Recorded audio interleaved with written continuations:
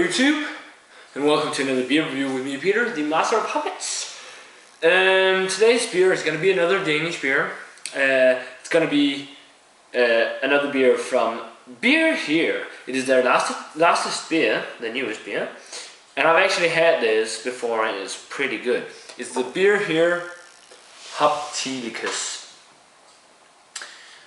Awesome labeling on here again by Beer Here. They do some awesome labeling. It says here a monster of an ale, and then Hoptilicus, and then the dragon is here, which is Hoptilicus, breathing fire, holding a pint, and then there's the Beer Here logo pointing down on the pint, and then some people trapped underneath it, a woman and a man, and you see some elephants here, and I think it should resemble the entrance at the Carlsberg Brewery, or where Carlsberg resides. There's an entrance which is two elephants, and it looks like Hoptilicus has trampled the Carlsberg building, if it is supposed to look like that. But it's a cool label again, and on the back here, instead of not suitable for pregnant mothers, as there is, or pregnant women, that's always on American beer at least, here they have not suitable for infants. That's pretty cool, not suitable for infants. It's special thing about it, it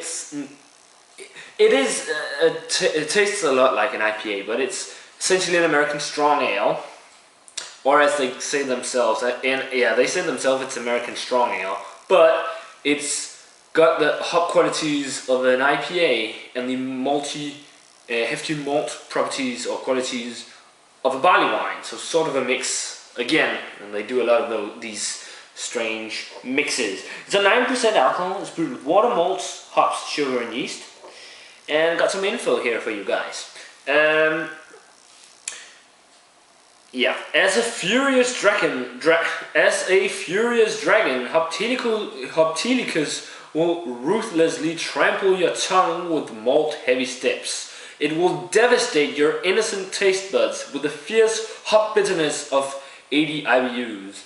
Then breathe flaming alcohol over your uvula and your body's most vulnerable places.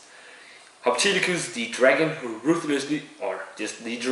ruthlessly tramples your taste buds. Brewed with obscene amounts of pale ale malt, plenty of caramel malt, a bit of black malt for color's sake, and also the finest single field Lolland, which is an island here in Denmark, beet sugar. The malt profile is balanced by the fruity citric centennial hop and some sharp pine from the Chinook hop. The result is a strong but easily drinkable ale that can be enjoyed in a balloon glass. I've got a tulip with toasted rye breads and aged cheese, or on festive occasions with friends. But with 9% alcohol, it may well risk being a short night. That's it. Pretty cool description. And it's the same on the back. This is just from the website, and it's got some more info on there. And then it says here, pretty cool thing. P.S. Grrr. Like a growl. That's really cool. Let's crack it open. Been a while since I've had it though. It's the newest beer. That's cool. Lovely. Let's pour it into the tulip.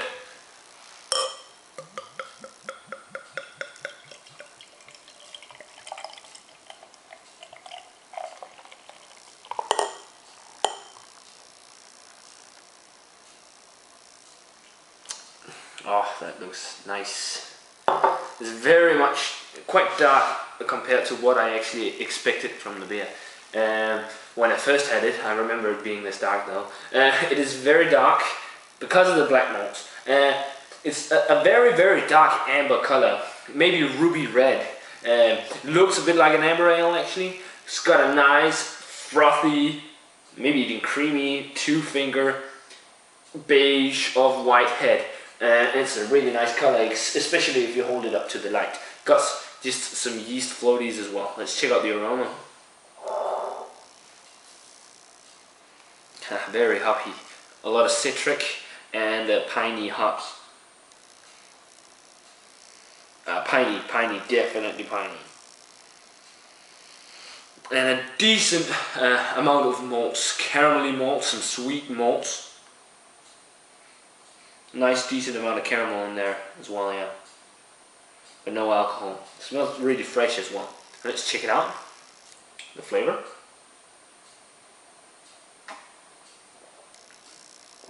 Oh yeah, that is nice. It's very bitter, but of course it is. It's on 80 IBUs. Quite bitter,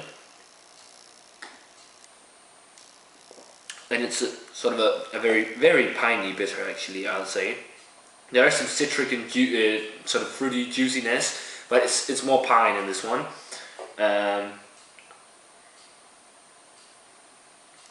Nicely balanced with a pretty heavy malty character, strong malty backbone, and it's a lot of caramel malt.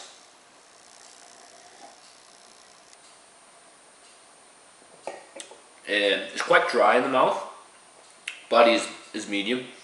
It's really nice. I prefer citric and fruity IPAs though.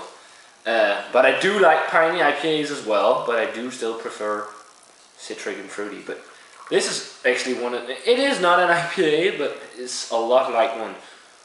A lot like an East Coast IPA, just with more maltiness. It's really good. The alcohol is slightly there. You get a slightly burning sensation on your tongue. Actually, they actually describe on the description here.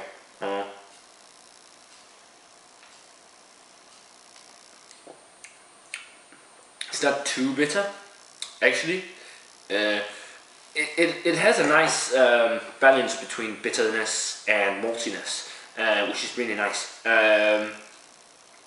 The bitterness lingers quite a while on the back of your palate, and the flavor you get there is mostly pine. It's more in the initial sip you get the sort of fruity, juicy flavor. It's not a citric flavor.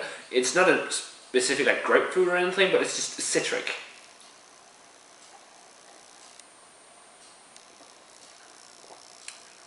Great American strong ale, or mix of IPA and barley wine. I would say this is more like maybe a hoppy barley wine. It's really good. Not as good as the Hopfix. Still my favorite beer, and I really adore it. Rating wise,